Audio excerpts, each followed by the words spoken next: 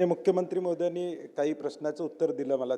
चलन वसुलीचं मी तोच विचारत होतो. पण माझा त्यातला दुसरा मुद्दा सन्माननीय मुख्यमंत्री महोदय काय, गृह खात्याचे 2400 कोटी रुपये पेंडिंग आहे. लोक अदालतून आपल्याला 500 कोटी वसूल झालेले आहेत. एका पुणे मुंबई एक्सप्रेस हायवेचे 600 कोटी पेंडिंग आहेत आणि परिवहनचे जवळजवळ 2500 कोटी आहेत. असं मिळून जर हिशोब केला तर किमान या चलनाच्या माध्यमातून 5000 कोटी रुपयेचं जनरेट केलेलं. माझी त्यातली सूचना किंवा विनंती अशी, आता 13 तारखेला लोक अदालतनं निर्णय घेतला 13 डिसेंबरला की ट्रॅफिक चलन घेणार नाही म्हणून. कारण की लोकांना वाटलं होतं की या 13 तारखेच्या लोक अदालतमध्ये जाऊन सेटलमेंट करता येईल म्हणून. दिल्ली गव्हर्नमेंट आणि कर्नाटक गव्हर्नमेंटनं ॲम्नेस्टी स्कीम काढली याच्यावर. कर्नाटकनं 50% भरा आणि दंड सगळा तुमचा या ठिकाणी मागचा वसूल केला जाईल. 1 महिन्याचे विंडो ठेवलेले आहे. दिल्लीनंही तसं केलेलं आहे. तसं आपल्याला काय करण्याची भूमिका आपली शासनाची राहील का, जेणेकरून एक बाजूला वसूल होईल आणि पुढच्या काळामध्ये फास्टॅगला हे जोडता येईल का.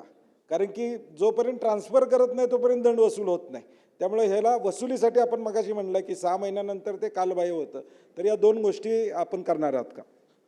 सन्माननीय सतेज पाटील साहेबांनी दिलेली सूचना अतिशय चांगली आहे.